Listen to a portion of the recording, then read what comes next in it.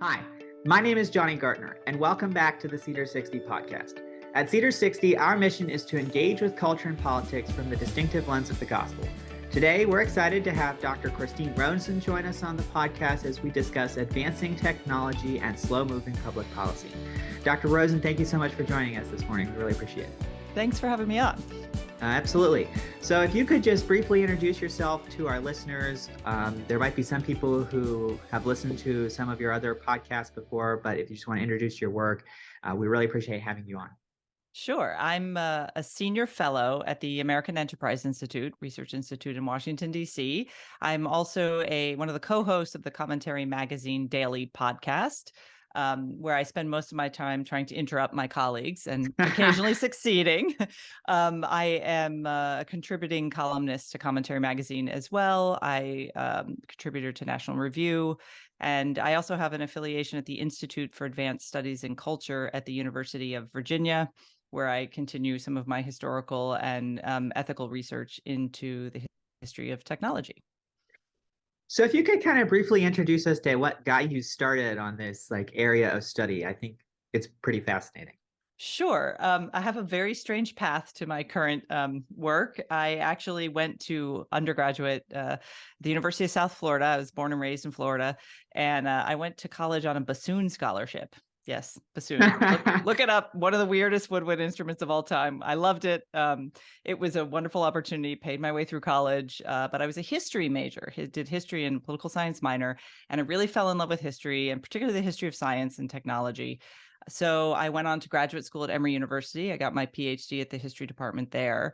And my focus of my research was on a period of time, late 19th, early 20th century United States progressive movement, and in particular, how Protestant, Catholic, and Jewish leaders dealt with the many seismic shifts in the culture that were brought on by scientific discovery, by public policy that wanted to use so-called science to implement its goals, and just the way that people of faith and leaders of faith in particular navigated that very tumultuous time. And at a time when I think there was a cliche that science and religion were always at war. In fact, they weren't. There were a lot of attempts at accommodation on both sides, some of which were useful, some of which were terrible.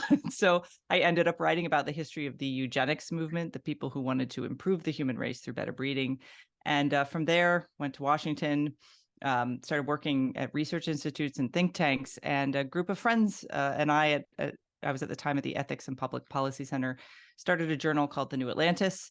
And there I branched out into more contemporary technology, whether the way that it was changing our behavior, why cell phones made us a little more rude in public space. And this was very early, like pre-social media. I mean, really the dinosaur age for personal technology. Everyone had a brick or a flip phone at the time. But I noticed that socially and culturally, it was really transforming how we interacted. So luckily, my pals at the New Atlantis were happy to let me kind of run wild with essays on a range of subjects, social media, online dating, cell phone use. I wrote about plastic surgery. Anything that I found kind of fascinating, I was able to write about. I also wrote a lot about reproductive technologies and the sort of ethical issues around our new reproductive technologies. So from there, I ended up, went to a couple different think tanks, some left of center, some right of center, and I'm very happily ensconced now at the American Enterprise Institute, where I have a lot of old friends, and it's a wonderful place that really encourages free expression and debate. And as you know, Johnny, because you've done some of the programs for college students there, we really are. We really try to reach outside of the Beltway with the work that our scholars are doing. So it's a very happy home for me. Yeah. A small plug for AEI is not unwelcome. AEI is a great institution, and I can encourage any of our listeners to go check them out, including your work with AEI as well. Thank you. This is kind of a loaded question, but if you could just briefly, you kind of hinted at it, but how has technology really redefined what it means to be a human being? It's a very good question. We could probably spend about 6 months of podcasting and never get to a definitive answer, but I'll take a stab at it. I'm finishing up a book manuscript now that tries to get at some of these questions. And I would say the main challenge as human beings when we create something that makes our lives more efficient or connects us in new ways is always a kind of hopeful enthusiasm that finally we found a tool that will make us better people. The conceit, of course, is that often a lot of these tools end up either inadvertently or by design exacerbating aspects of human nature that we've for since time began struggled with as human beings. So the main thing I think our current technologies have changed about the what it means to be human is that it is allowed us to indulge far too much in the conceit that we aren't physical human beings ensouled in bodies that have limits, and that limits are actually useful, necessary, and important, particularly when we start thinking about a moral life. How do you lead a good moral life? How do you flourish as a human being? Our technologies promise to give us a pathway towards human flourishing, and in many cases, they help us reach that. But they are a means, not an end, and I think we often mistake them for ends in themselves, and that way lies danger. Yeah, you've kind of hinted at some of the technologies in the past or currently that are kind of threatening that line. Could you talk about maybe some, just a couple specific technologies that you might be looking at right now that really kind of are bordering that line of like we're trying to exceed our limits or that are, really morally questionable? Sure. Let's see. Off the top of my head, I'll give you two. There's one I wrote about almost 20 years ago now. Artificial womb Mm, technology, again developed to help people who could not sustain a pregnancy in their body. The idea of being able to allow children to thrive outside a mother's womb, using a artificial technology to keep them alive. That was always sort of a weird science fiction idea, right? That was a staple of science fiction, in fact. And I wrote about it at a time when they were making some pretty serious advances, a lot of experiments on animals that were yielding success. But the idea and the impulse behind this effort to create artificial wombs from the practitioners and the scientists who were researching it was, we want to help sustain human life. We want to give people who might otherwise lose a child an opportunity for that child to live. A very good impulse. Of course, that the creation of that technology is not itself a morally neutral tool, right? Because there were mm. just as many people who said, in fact, I spoke to a few radical feminists who are like, this is great. Women don't have to get pregnant anymore. We will finally be equal to men. We'll just outsource that, and we don't have to use surrogates or any. We'll just pop them in the incubator and be done with it. So I really wanted to explore why that made me uneasy. What was it Mm, about giving birth? And it was interesting because I wrote this right after having my own children, and I think I was very influenced by the experience of pregnancy, in the sense that there's something about that. We are designed to have children this way, and tinkering with that process to save life, I think, is a worthwhile goal. And we have what we've been able to do for prematurely born infants is incredible. I have friends who are NICU nurses who work in those wards. It's a calling. It's amazing the work they do. But the idea of getting to a point where we can outsource childbirth, that is a different whole kettle of fish. So there's a new book coming out in the UK. It should probably come out here soon, called Eve, which is exploring mm, how we've advanced that even more. And I think we're going to see in the years to come many more people making a moral case for why this is an important technology to embrace and mainstream. I would argue it's not. I think that there is something unique about being born of a human being. mm, It is part of what makes us special and distinct from animals. It is a process that, again, it's difficult to quantify why we feel that way. And it's very easy to just reject that as some sort of superstition or some religious superstition, which is one of the things I heard brought up by some of the people who want to advance this. But I do think we're going to have to grapple with that, because the impulse for the technology of an artificial womb is to save more lives and to allow people who might not otherwise be able to have children to have them. I don't think anyone would argue with that as an impulse. The problem is that once you create that opening, where does it go from there? And how do we, at the very beginning, start to talk about ethical safeguards that need to be put in place from the very beginning? These are the questions we faced with cloning. We face this with reproductive genetic technologies like mm, pre-implantation genetic diagnosis. Do we only do it for fatal diseases, or do we allow sex selection? So there's a whole world of very gray ethical mm. areas. And in the United States in particular, we don't have a lot of regulation. Yeah. We have a free market in these technologies, and other countries, the UK in particular, do not. So we have to start talking about, and again, as conservatives, not an easy conversation for me. I tend to be skeptical of government regulation, but the question is whether we need to start thinking through some safeguards and what those would look like. Yeah. You've hinted at this next question perfectly. Conservatives really balk at regulation, and oftentimes for good reason. I heard a joke once. It was, "What's if the opposite of pro is con? What's the opposite of progress?" And the answer is Congress. I like that one. Yeah, particularly our current Congress. Yeah. Yeah. So there's a lot of failure of Congress to even just begin talking about some of these things, just because of how messy it gets. And you've kind of hinted at why it's worthwhile, but what does getting into regulation of these issues look like in American politics? It looks like a mess, I think, but for a number of reasons. To go back in time a little bit and think about under George W. Bush, we had a President's Commission on Bioethics. Dr. Leon Cass headed that commission. And one of the things he did, which I think was really brilliant and necessary, and that we need to think about repeating, is at a moment when a lot of these technologies were coming to market, he convened not just scientists and not just bureaucrats. He convened philosophers, historians, ethicists, religious leaders around a single table and held a series of sessions where there were testimony from people from all along, from industry, from government, and he tried to get a conversation going that really looked at the complicated number of issues at play. But in that conversation, ethics, faith, these things were central as well. It wasn't just, oh, we'll cover that later in a footnote. It was central to the project of thinking through whether these were tools that we should embrace as citizens. That was really important. He was lambasted in the mainstream media as like a right-wing reactionary, all this other stuff.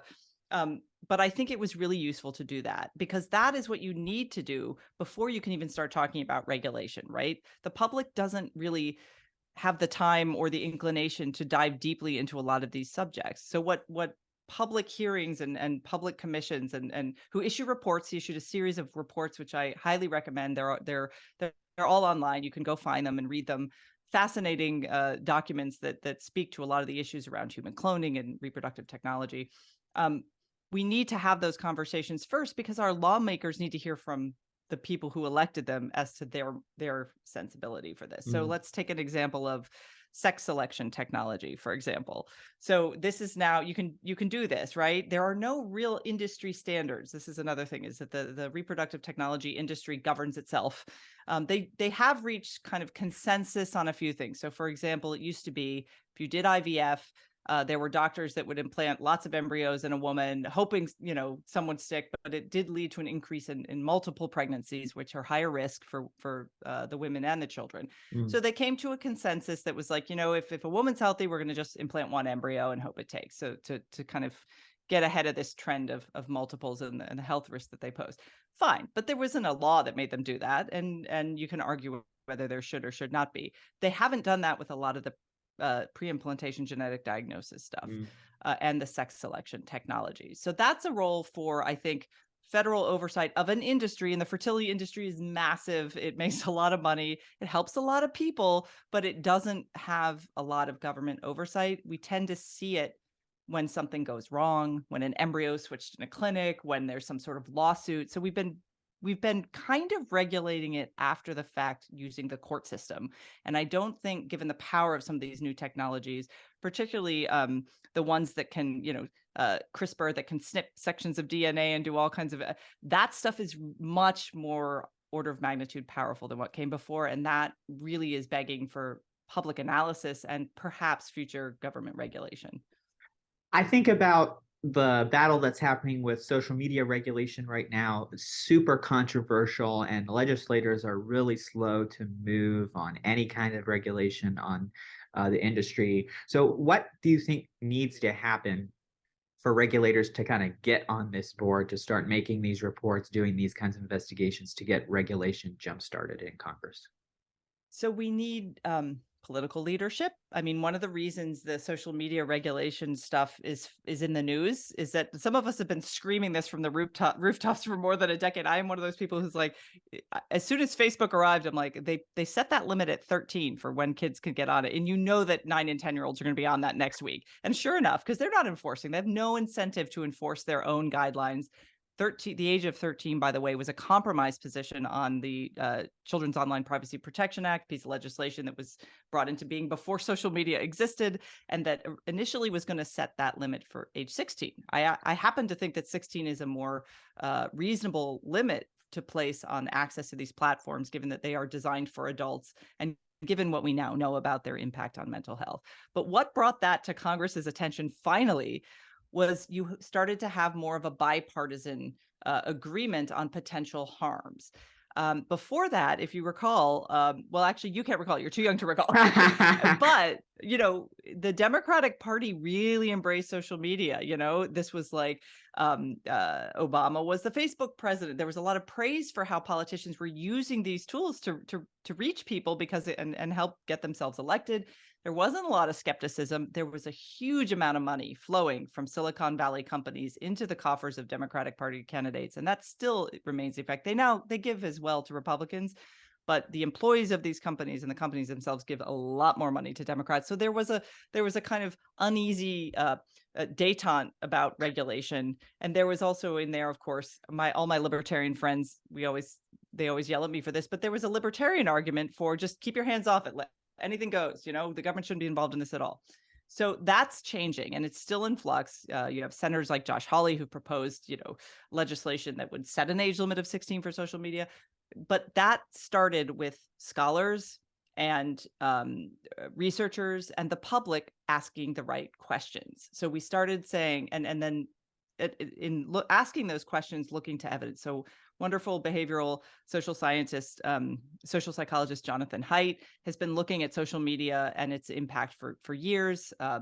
A number of other scholars as well, because there's competing evidence. So Facebook will hold up a study from like 5 years ago, very small study, not randomized, not really not the top-notch kind of scholarly study you want to see, but they'd say, look, it actually helps kids like it. It's good for them. It's good for them. Well, we now, the cumulative evidence is really kind of growing on the other side of that equation. So you need scholars to look at these questions, but you also need people who are coming at this not just from a quantitative point of view, but a qualitative one. That's parents, that's religious leaders, that's people of faith who say, is this good for our families, good for our community? And asking those questions puts pressure on the research side and the public policy side to think about those things. Because I really believe, and I tell this to the high school students I teach technology ethics to, I say, the first question you should always ask when you open an app or look at a new platform, what's not on the menu?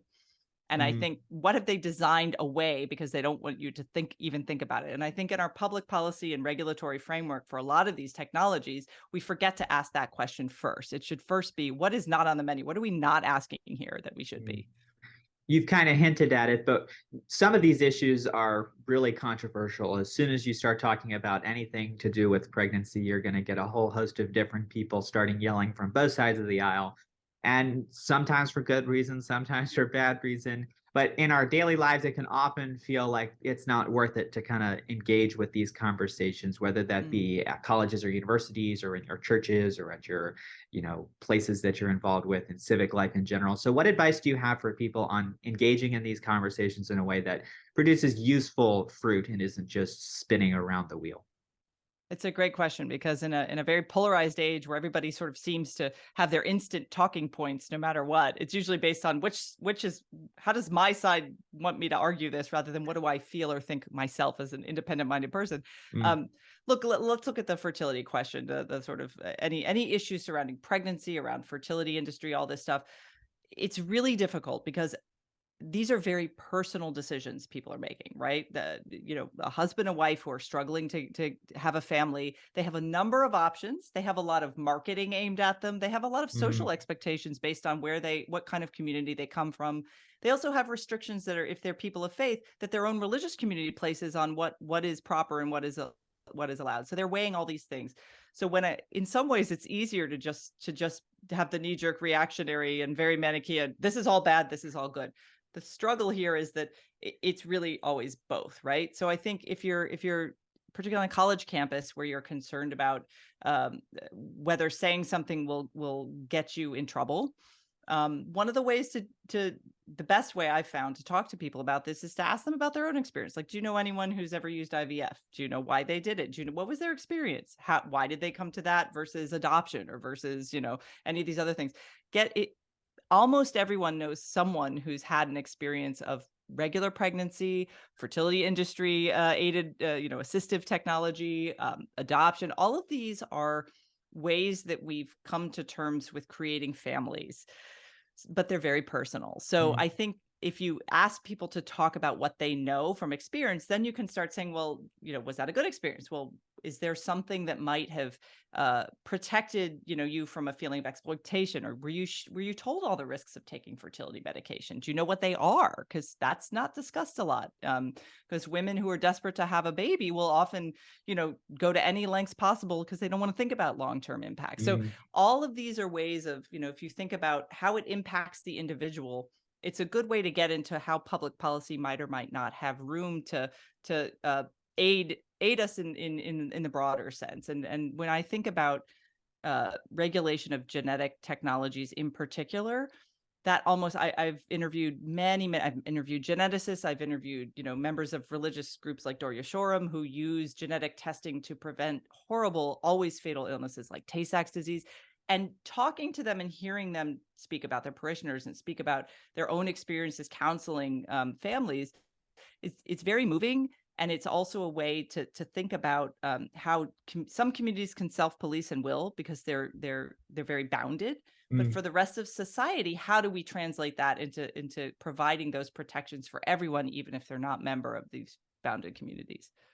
So you talked about this book at the beginning of the interview, but it's your book, Preaching Eugenics, Religious Leaders, and the American Eugenics Movement. And I think your basic argument in the book is that as religious institutions modernized, as technology kept developing, they kind of abandoned some of the traditional religious tenets that kind of made the institutions what they were, and ended up embracing, in many instances, eugenics. So how do religious institutions, churches, Christians of today avoid making those same mistakes as we see arguably even faster advancing technology today?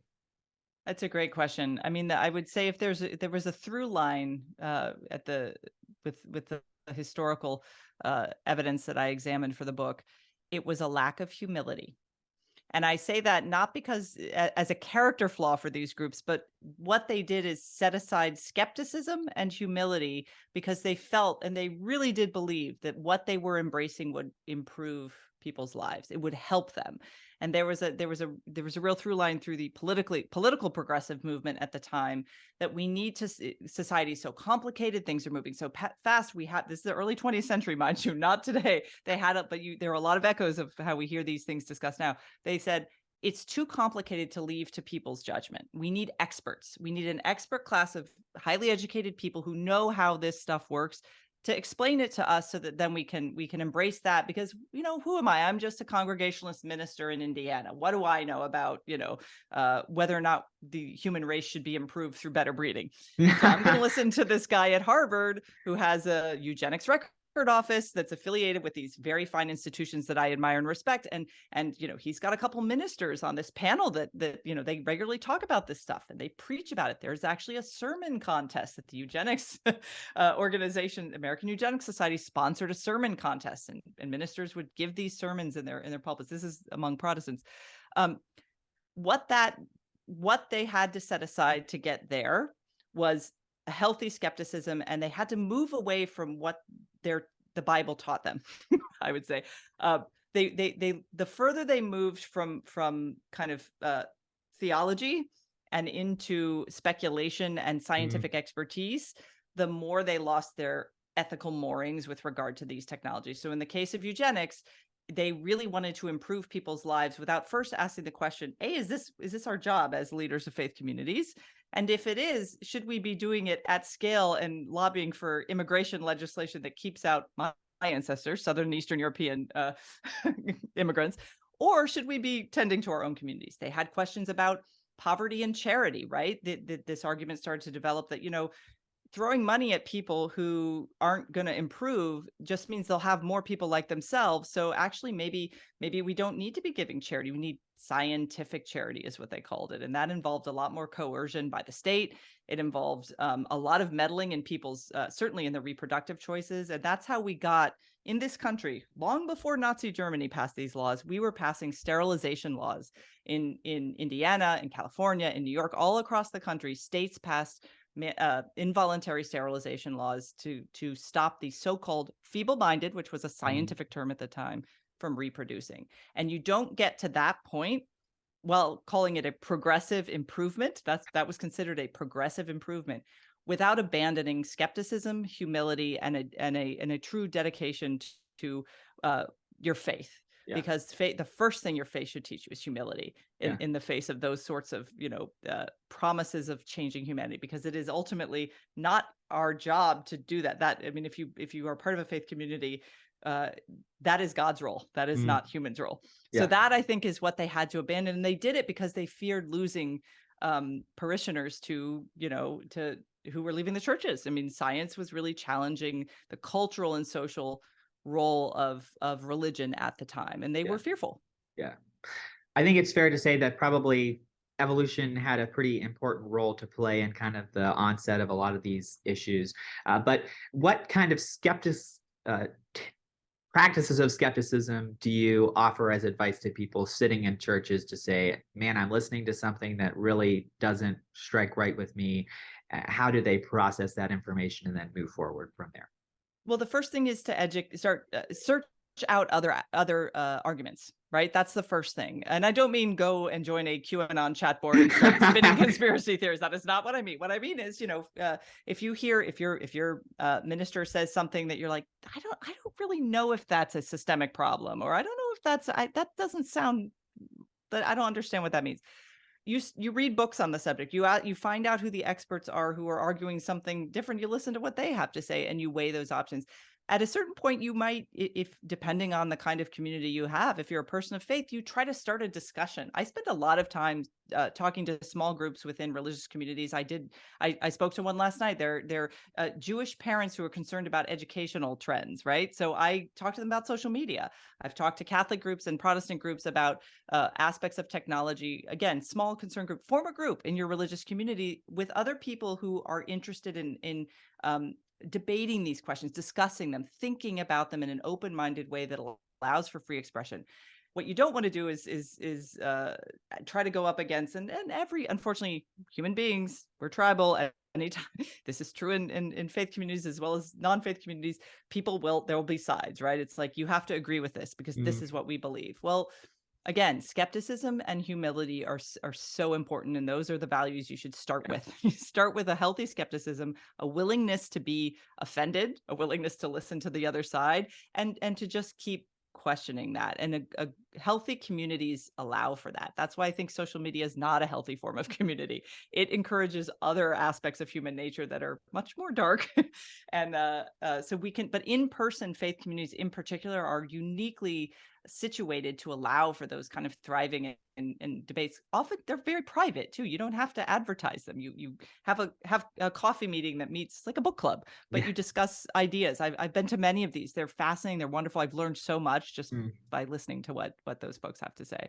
Yeah, I would say that's kind of the reason the people I work with started this podcast, is because we wanted to kind of open the door to those kinds of conversations that people weren't having. And conversations like this make that very interesting. So we really appreciate you coming on today. We like to give our guests the last 60 seconds of every episode to kind of share something that maybe they might not have the opportunity to share, or to continue talking about something we moved on from. So the last 60 seconds are yours. Oh, that's very nice. Thank you. I really appreciate you having me on. We've had a number of offline conversations about a lot of these things. I've always enjoyed them. I guess I would say to go back to what we talked about earlier about how technology changes what it means to be human. I would encourage your listeners to really think through in their daily lives what they've outsourced to technology and why. Is it for convenience? Is it out of fear? So we have a lot of surveillance technologies that we've kind of embraced and brought into our homes. How have we dissolved the border between the public and the private in ways that we might come to regret down the line. That Alexa speaker is really convenient, but it's also recording things that no technology company should have access to in the privacy of your home. We survey our neighbors now in a way that I think can undermine community rather than build it. I mean, with platforms like Nextdoor and with, home camera systems, and there's a whole way we're shifting our domestic surveillance that we're embracing, where we're like, oh, we're choosing to do this. Makes me feel safer. But I think the question we should start with all of these technologies is what are we responding to by embracing technology as the solution? And in this sense, I would say, and people laugh at me for saying this, but we should all be more Amish. The Amish, and here's why. What they do, they are not Luddite. They are not against technology, but in each instance that a new technology is brought up as a possible intervention in their community, they ask a series of ethical questions about its impact on the individual, on the family, on privacy, on the community, on their religious practice. It's quite thorough. And it means that, they don't have telephones and smartphones in their homes. They do use some of these technologies, depending on which Amish community you're talking about. They do have tools that are very useful, but they have deliberately chosen technologies and tools that they can integrate into their community, not things that will disrupt their community and undermine its value. So that we need to do that whether we're Amish or not. And I think every new technology challenges us in that way. Well, Dr. Rosen, thank you so much for joining us today. We really appreciate that. That was some wonderful advice. We really appreciate having you on today. Thank you so much. Thank you so much for joining us for this week's episode of the Cedar60 Podcast. We hope you'll join us next time as we continue to explore culture and politics from the distinctive lens of the gospel. Make sure to like and subscribe to this podcast, and make sure to share it with your friends. And we hope you'll join us next time. Thanks so much.